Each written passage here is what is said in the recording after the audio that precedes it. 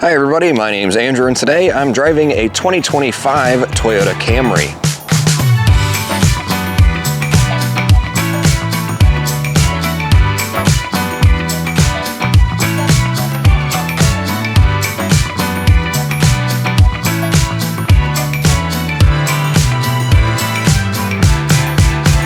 Since 1997, the Toyota Camry has been the best-selling sedan in the US every year except one. Now, of course, in the last few years, crossovers like the RAV4 or Honda CR-V or Tesla Model Y have become the most popular vehicles overall. And of course, the Ford F-Series pickup trucks and Silverados, but we're not talking about that. But while other sedans are starting to go away, the Camry is firmly here to stay. For 25, the Camry receives what Toyota claims is a full redesign. However, that only applies if you don't include the entire middle two-thirds section of the car. Technically, new front and rear ends plus a new interior is more than just a facelift, but it's a little iffy on, what you actually would consider this, because the underpinnings of this car are essentially the same as they have been since 2018. aka the previous generation Camry. But either way, Toyota frankly has focused on the things that matter more, like powertrain updates and interior changes. And honestly though, that's not a bad thing, because I've always found the Camry to be a not particularly exciting but reasonably attractive mid-size car. Thank you, geese. they agree with me. Just like before, there are several different styles of front end and grille designs on the Camry, this being the mid-level SE trim. This one is not my favorite, but I do think it looks better than the base model, and I also think it looks better than the top-end XSE, because the XSE features a painted lower grille insert that I have not seen look good on any paint color so far, except for maybe the dark ones like black or dark gray. Because at that point it's just completely hidden. And on the SE you'll find LED headlights, not full LED because the indicators, as you can see, are not LED, but full LED lights are available on the higher trims, and the style and shape of them mimic the other current Toyota products like the Crown or the new Prius.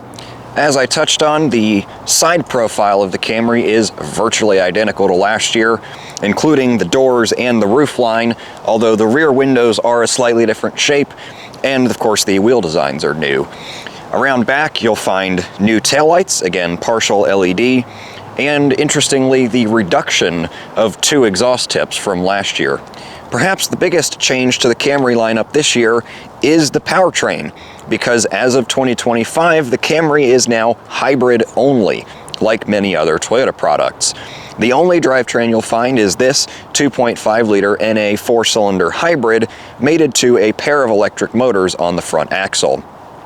In front-wheel drive configuration, it puts out 225 combined horsepower, or for some reason 232 if you get all-wheel drive.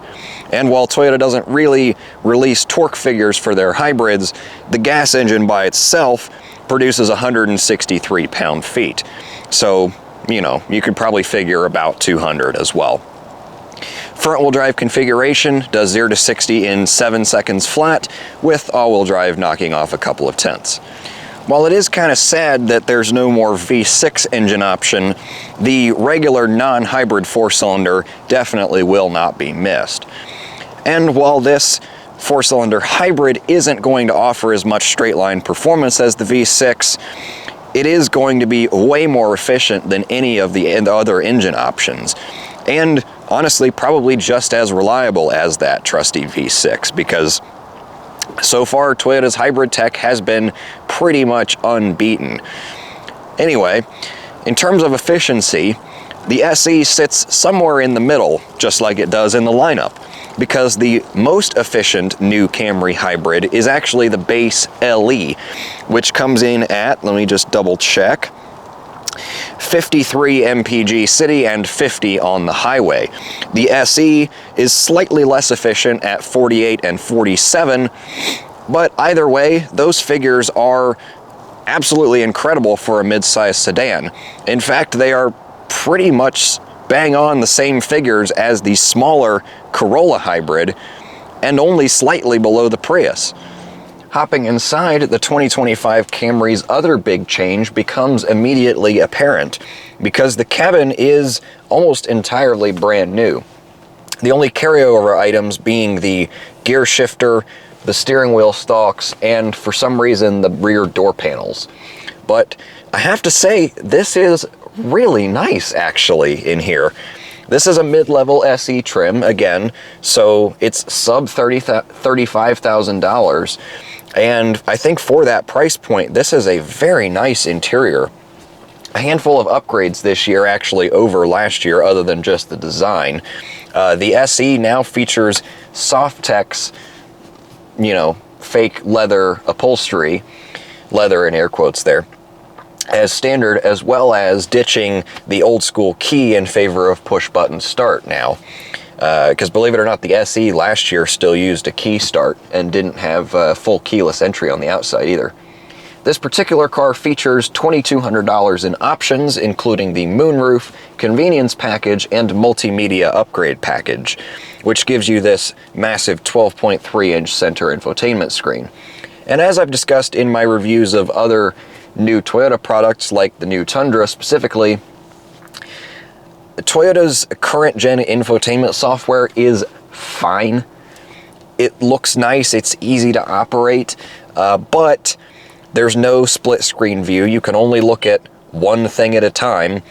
And I'm assuming this is still true with the Camry as well, but at least on the Tundra, you were forced to pay a subscription for built-in navigation after the trial period ended. Either way though, you have gorgeous widescreen Apple CarPlay and wireless CarPlay as well, and Android Auto. So that does make up for it, because this is what I use 99% of the time anyway. And for 2025, blind spot monitoring and dual zone automatic climate control are now standard on all Camry trims. Despite this very fancy feeling interior with the multicolored Softex and this like fabric texture on the dash and the black and silver trim, there are still a handful of things missing on this mid-level SE trim. Most notably, for me anyway, heated seats. I don't know why, but you do get paddle shifters on the back of the steering wheel, which makes even less sense than it did before, now that this is hybrid only. Aside from being quicker off the line than last year, the Camry drives pretty much how you would expect it to. It's soft and compliant, the front seats are incredibly comfortable, and handling does leave a bit to be desired. Honestly, the steering isn't the worst. It is pretty responsive, but there is virtually no feedback. But I mean, come on. This is, aside from a pickup truck, about the furthest thing in the lineup from a GR86. So, what do you really expect? Overall, it's still an excellent daily driver or family sedan or road trip vehicle or, you know, whatever you want to use this for. The Camry is just a good car. That's really all there is to it. And personally, I think this SE is the sweet spot of the lineup as well. Because like I said before, even with the option packages, it's sub 35 grand. And it's a really nice car. It looks good, it's got plenty of technology, great efficiency, and reasonably affordable. So personally, I can't wait for a couple of years down the line where you're going to see millions of these things running around with dents in the corner of the rear bumper, because that's the Camry way. As always, I want to extend a huge thank you to Echo Park Raleigh for allowing me access not only to this Camry, but their entire selection here of high-quality, competitively priced pre-owned vehicles. If this car is still available, you'll find a link to it down below. Otherwise, you'll find a link directly to their existing inventory. And as always, thanks for tuning in. If you enjoyed this video or found it informative, give it a thumbs up, or consider subscribing for plenty more videos to come.